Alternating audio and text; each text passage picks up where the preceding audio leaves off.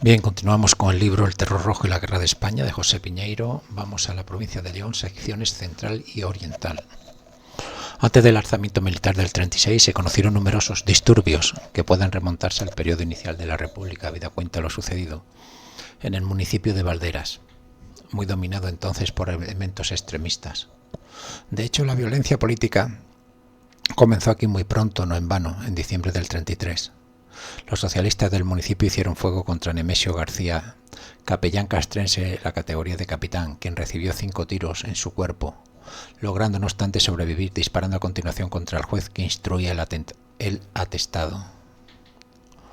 O el atentado, bueno, disparando a continuación contra el juez que instruía el atentado, tras pregonarse el delito desde el balcón de la Casa del Pueblo. En las jornadas revolucionarias de octubre del 34, los desórdenes se expandieron al sector que nos ocupa, saqueando los revoltosos socialistas los pueblos y aldeas del Valle de Sabero, e intentaron hacer lo mismo en Crémenes, pero fueron ahuyentados por los vecinos armados dirigidos por el médico de la localidad. No obstante, fue asesinado por los socialistas revolucionarios un sacerdote en la diócesis leonesa, pero que residía en la localidad palentina de Muñeca. Llegados así el primer semestre del 36, tras las elecciones generales de febrero, en primer lugar se destituyen forzosamente funcionarios y autoridades en las siguientes localidades leonesas: Riello, San Emiliano, La Vecilla, Valencia de Don Juan, Riaño, Matallana, Cármenes, Oseja de Sajambre, Valdelugueros, Pola de Gordón, Rodiezmo y Boñar. Además, se practicaron detenciones y encarcelamientos arbitrarios en los municipios de Mansilla de las Muyas, Cistierna y León, donde los izquierdistas colocaron un explosivo en la sede del Partido de Acción Popular, perpetrando además en la capital atentados contra algunas propiedades particulares, produciéndose igualmente coacciones, escraches y hasta apedreamientos en los términos de Cabrillanes y Rodiezmo. No en vano, en Pola de Gordón, los extremistas apalearon salvajemente a un falangista, quedando trastornado psíquicamente tras la golpiza. Hubo, por supuesto, diversos atentados contra los templos católicos y persecución de sacerdotes, precisamente en Rodiezmo y Cabrillanes, así como hostilidad solapada contra la práctica del culto en Riaño, Sahagún y Boñar, prohibiendo procesiones, imponiendo multas y proliferando mofas y desprecios. Por su singularidad hemos de recordar el incidente ocurrido en el hospicio provincial, cuando un asilado pretendió acudir a misa, siendo agredido por algunos internos, quienes amenazaron de muerte a la superiora y a las monjas. Las luchas sociales tuvieron gran desenfreno y efervescencia en este sector de la provincia, con huelgas en las localidades de Cabrillanes, Rodiezmo, Valencia de Don Juan, León capital, y con imposiciones sindicales fuera de lo normal en las dos últimas localidades mencionadas, además de las cometidas en San Emiliano, Boñar, Pola de Gordón y Sahagún. Además, se voló el puente del tren en Valdepiélago y se perpetraron atentados contra las industrias y establecimientos comerciales en los municipios de León y Boñar. Durante la guerra, la persecución en esta parte de la provincia, sobre todo en las inmediaciones de la cadena cantábrica, que fue obra de tropas, partidos y sindicatos republicanos, produjo al menos un centenar de víctimas mortales, principando la persecución el fusilamiento de un minero católico en Santa Lucía. Curiosamente, entre los fallecidos abundan los labradores y jornaleros, es decir, quienes pretendían redimir los colectivos revolucionarios de izquierda, no siendo escaso el número de mujeres, ancianos y hasta menores masacrados. Hasta tales extremos llegaba el sectarismo político de la época.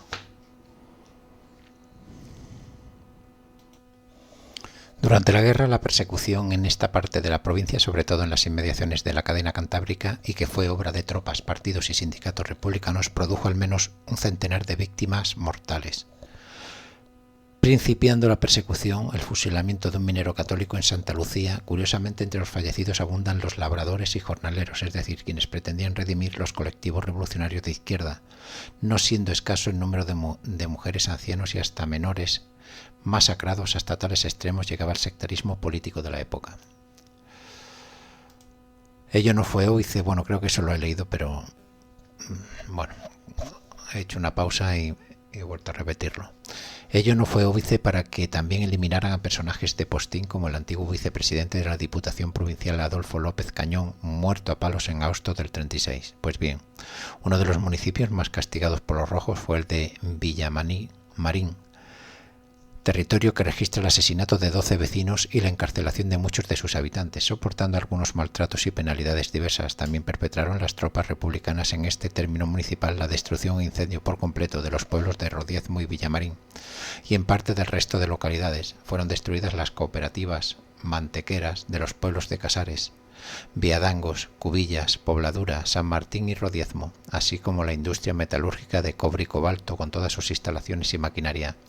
Igualmente fueron saqueados los almacenes comerciales del municipio, incluyendo las tiendas de ultramarinos, comestibles y tejidos, resultando también destruidas las líneas de telégrafos y teléfonos. Otro municipio bastante castigado fue el de Cármenes, con 13 vecinos asesinados, 6 iglesias destruidas, 8 saqueadas y 296 edificios incendiados, lo que supuso el 75% del casco urbano. Con todos los crímenes más execrables de este sector se perpetraron contra 2 vecinos del ayuntamiento y de Bergamián, un jornalero apocalíptico de 31 años muerto a palos y un labrador también joven y sin militancia política alguna, martirizado a palos con extracción de ojos, siendo rematado con un picachón que le partió la cabeza en 2 mitades.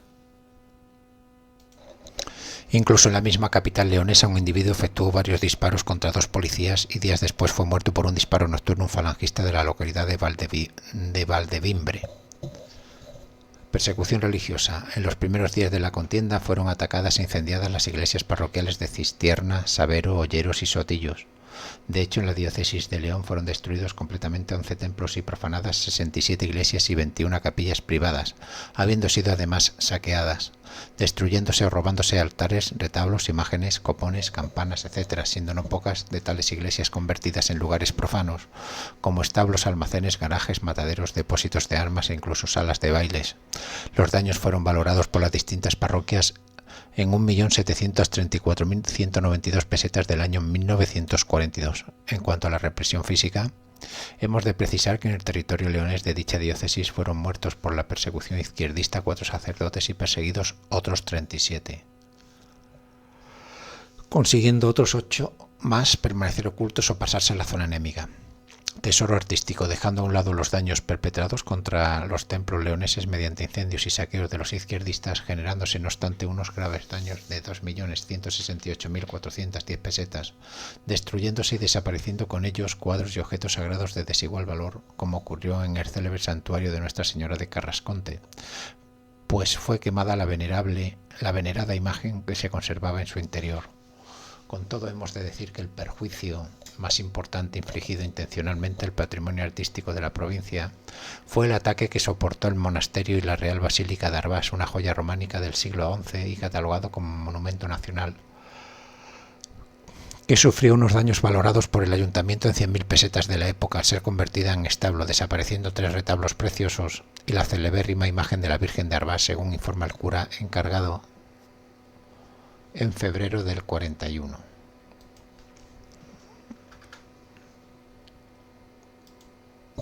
Daños económicos. Las pérdidas causadas al comercio y a la industria en la zona septentrional del territorio provincial dominado por los republicanos superan los 4 millones de pesetas.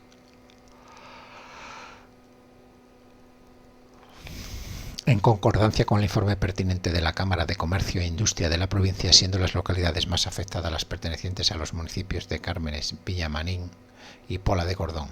Por regla general fueron saqueados las siguientes clases de comercios e industrias: ultramarinos, zapaterías, tiendas de embutidos, panaderías, fondas, carnicerías, ferreterías, cafés, almacenes de vinos, tiendas de tejidos, así como fábricas de harinas y electricidad. Curiosamente, un número apreciable de los propietarios de los establecimientos referidos quedó preso, siendo algún objeto de malos tratos e incluso asesinado, como acredita el citado Informe Industrial de 1940.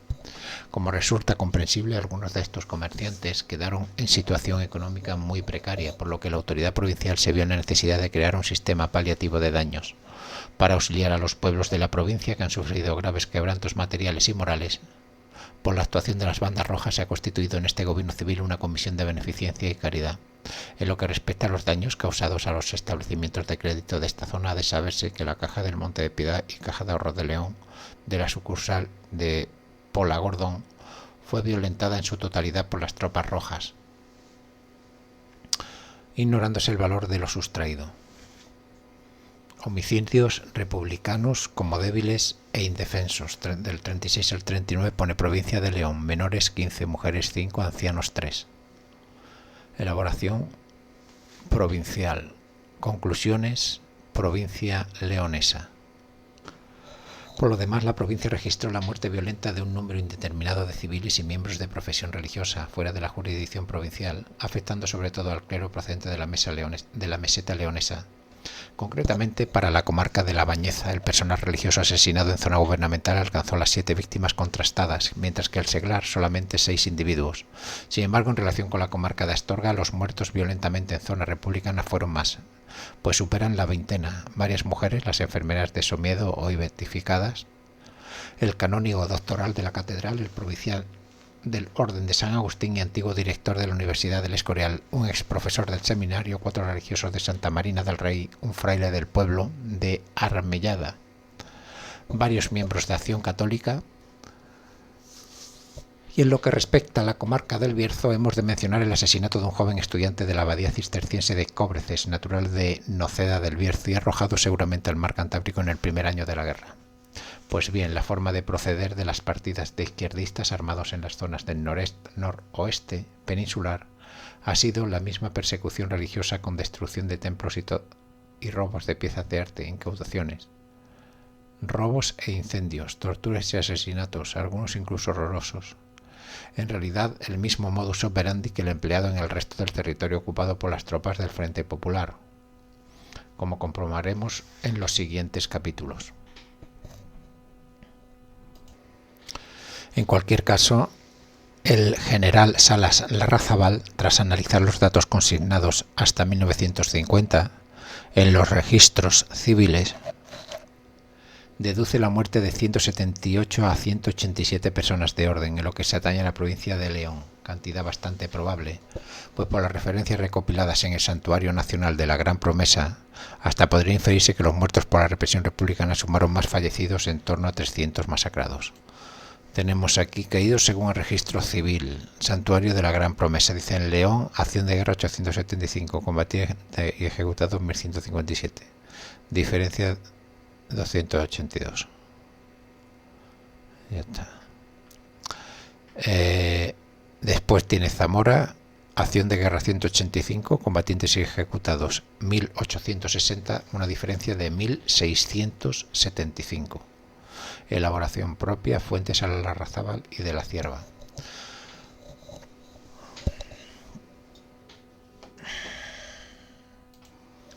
Referencias de Zamora y Portugal. No fue pacífica la vida social en la provincia de Zamora durante los meses previos a la guerra civil. En conformidad con los datos conocidos de la época, la provincia vivió en una constante zozobra social, aunque nunca podrá saberse con exactitud, pues como ya hemos indicado, la censura gubernamental ocultaba o manipulaba muchos de los desórdenes y atentados que ocurrían por doquier. En cualquier caso, las noticias que se conocen nos exhiben un cuadro bastante turbio y cuasi revolucionario. Así, la iglesia de Requejo fue convertida ilegalmente en centro socialista. La estatua de Fray Diego de Deza, consejero de Cristóbal Colón, fue arrancada de su pedestal en la capital y arrojada al río Duero, y se destruyeron fincas, arbolados y viñedos de titularidad privada. En el apartado criminológico de lesiones y atentados, la lista delictual es abultada, resaltando el feroz apaleamiento de 2 sacerdotes en los pueblos de Pedralba de la Pradería y Montamarta. Y es que el territorio provincial se había convertido en una cuasi batalla campal por razones sociopolíticas, transitado por las patrullas del Socorro Rojo Internacional, cuya confiscatoria llegaba hasta la próxima limítrofe. Llegaba hasta la provincia limítrofe de León, en tierras de La Bañeza. Con todo, en el mes de abril se registran en la provincia fuertes enfrentamientos entre facciones de distinta ideología, sobre todo falangistas y socialistas, resultando varios heridos y detenidos, principalmente, como hemos indicado, cuando comienza de verdad la guerra civil de tipo revolucionario. Concretamente, Martín Hernández y Francisco Gutiérrez, muerto este último por la espalda en la ciudad de Zamora. El homicidio de este último genera la lucha de las represalias, prevenciones en la capital, y así el 23 de mayo el propietario Emilio de Lara dispara contra unos activistas socialistas que querían asesinar a su hijo, matando a uno de ellos. El juicio penal por estos hechos se vería en la se vería en la contra... No, se veía en la audiencia, perdón, se vería en la audiencia el 22 de junio solicitando la acusación particular, sostenida por el diputado socialista Ángel Galarza, penas de 32 años de cárcel para el acusado, amenazando veladamente al tribunal y proclamando en su informe final que el atentado contra anarquistas y fascistas era recomendable como medida de regeneración social. Declarando el estado de guerra en la provincia, las tropas reducen rápidamente los grupos opositores, excepto en la comarca de Sanabria, donde prende la revolución por los obreros que estaban laborando en las obras del ferrocarril Zamora-Orense. Los revoltosos armados aguantan varios días, a los que se une el general Gómez Caminero, quien huye a Portugal una vez que los soldados se hacen con el control de la comarca. En el ínterin, los revolucionarios asesinan a una persona, hieren a otra que transitaban pacíficamente en un automóvil por las proximidades de Puebla de Sanabria y cometen varios atropellos y latrocinios. Con todo, de la provincia de Zamora rieron asesinadas fuera de la provincia 44 personas con residencia en la demarcación provincial y 6 que, aunque nacidos en la provincia, no poseían ya domicilio en dicha jurisdicción territorial. Pues bien, los ayuntamientos en los que se contabilizan tales decesos son los que siguen: Boya 1, Moreruela de Tábara 1, Viñas de Aliste 1, Benavente 4, Burganes de Valverde 1, Cazalla de Tera 1, Camarzana de Tera 1, Fuente Encalada 2, Maulla de Arzón 1, Melgar de Tera 3, Villajériz 1, Muga de Sayago 1, Villardiega de la Ribera 2, Espadañedo 3, Otero de Centenos 1, Otero de Sanabria 5, Palacios de Sanabria 5, San Justo 1, Castronuevo 1, Tagarrabuena 1, Prado 1, Riego del Camino 1, Arguillo 1, Mayalde 1 y Zamora 2. De todos estos asesinatos hay dos que resaltan por su importancia trágica. Son los de los vecinos de Zamora, Luis Calamita, director del Heraldo de Zamora y copropietario de dicho rotativo, y el abogado Valeriano Rivera. No militaban en ningún partido político por entonces, pero eran adversarios políticos del ministro de la Gobernación, el citado Ángel Galarza, quien ordenaba su detención en el Madrid Rojo, quedando los detenidos a su disposición como ministro de Orden Público, siendo ejecutados el primero en Paracuellos del Jarama el 28 de septiembre y el segundo el 6 de noviembre del 36. ¿Cuáles fueron las razones de las ejecuciones policiales? Calamita había sostenido frecuentes polémicas contra la izquierda en su periódico y el señor Rivera había sido el último alcalde monárquico de la capital zamorana. Galarza era un socialista sin escrúpulos, hasta el punto de haber comentado en sede parlamentaria que considera justificado el asesinato del diputado de Calvo Sotelo.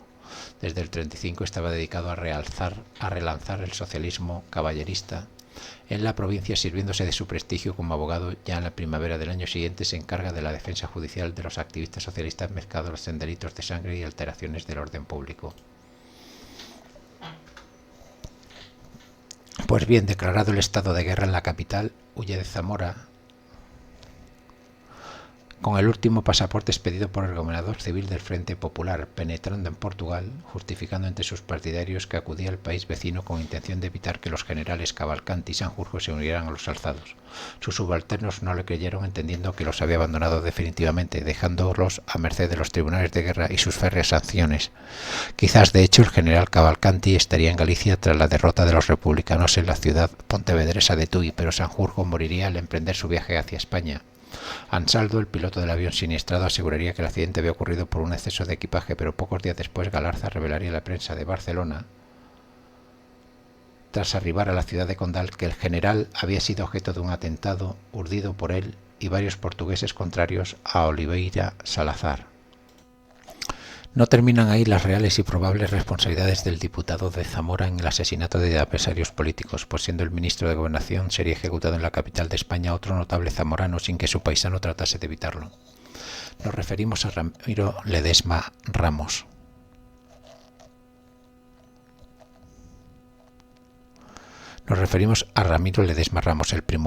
El primigenio ideólogo del nacionalsindicalismo.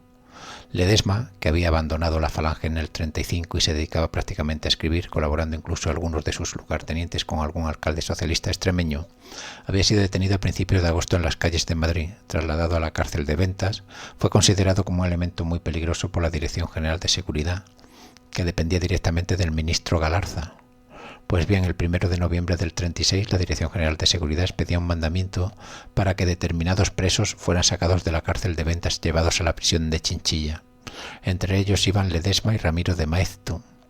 La orden partió de la Dirección General de Seguridad y la Checa de Fomento en conformidad con la declaración que presta un miembro de este comité pseudo-policial ante las autoridades franquistas concluida ya la contienda. Lo cierto es que los integrantes de la lista fueron fusilados en Aravaca, aunque su asesinato había ocurrido realmente un día antes.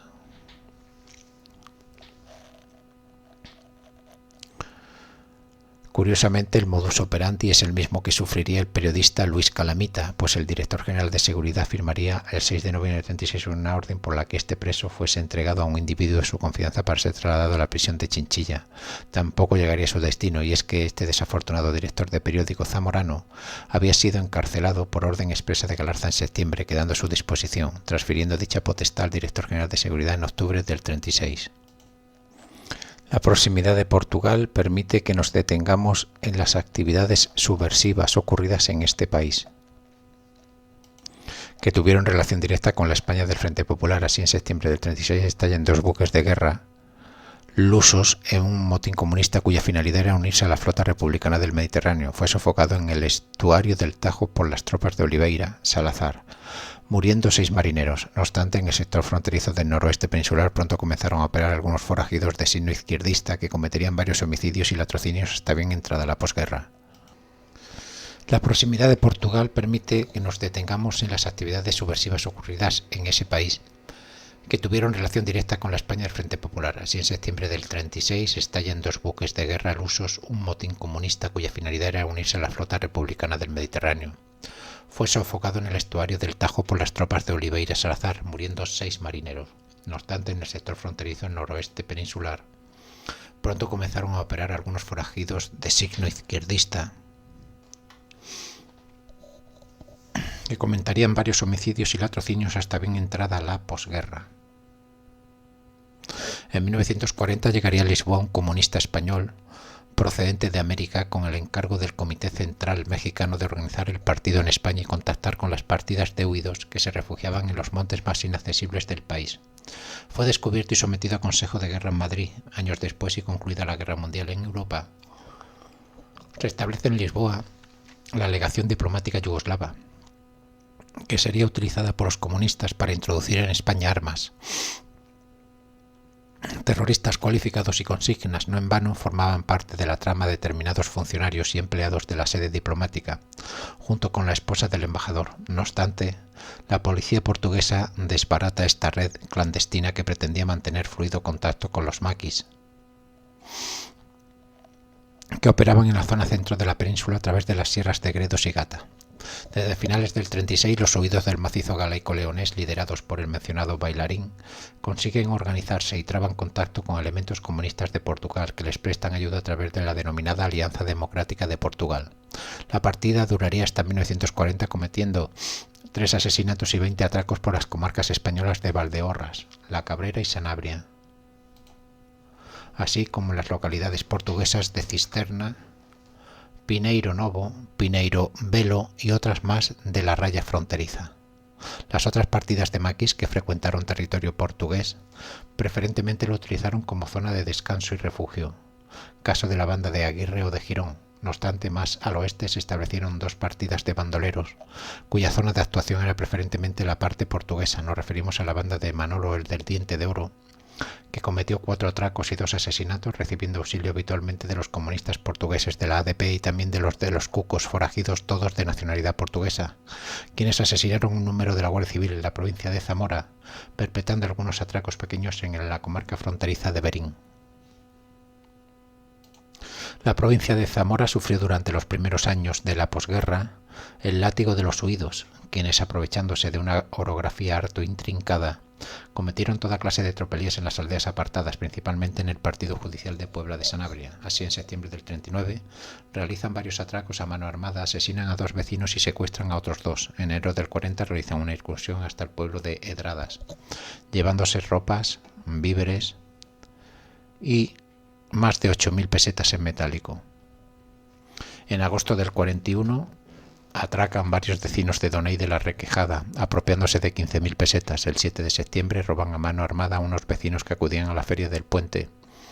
El 9 de agosto del 42 desvalijan a otros feriantes que regresaban de la citada feria. Lo mismo hacen en el pueblo de Pías el 14 de octubre contra un maestro a quien de paso le propinan una paliza. En julio del 45, en el término de San Martín de Castañeda, asesinan a un pastor a quien le cortan una oreja en octubre del citado año. Asesinan al jefe local de la Falange en la localidad de Trefacio. Apalean al vecindario y se apropian de prendas de vestir, víveres y 45.000 pesetas en metálico. 3 años más tarde aparecen por el pueblo de Santa Coloma, perpetran un homicidio y varios atracos, apoderándose de los fusiles de los somatenistas, y en noviembre del 49 varios guerrilleros cometen una docena de asaltos económicos en Rosinos de la Requejada, golpeando gravemente a varios vecinos y huyendo seguidamente a Portugal. Con todo, la acción terrorista más sangrienta tendría lugar en la comarca zamorana de Sanabria, concretamente en los pueblos de Puente y Galende. El 20 de abril del 40, una unidad guerrillera descendería de su guarida montañosa hasta la localidad pacífica de Puente de Sanabria, asesinando a 3 personas, el párroco, el médico local, un industrial y una joven, tras herir a otra mujer. En el pueblo de Galende matarían también al párroco, al secretario del ayuntamiento, apoderándose en dicha racia de un total de 100.000 pesetas tras perpetrar varios atracos en los comercios. Hay aquí un cuadro con el clero muerto con violencia, diócesis del noroeste, provincia Zamora número 6, Astorga 21, en Mondoñedo 5, Lugo 6, Santiago 14 y Tui 1. Elaboración propia, fuentes, causa general, prensa histórica, archivo personal del autor, Salas Larrazábal, Pérdidas de la Guerra, Planeta, Barcelona.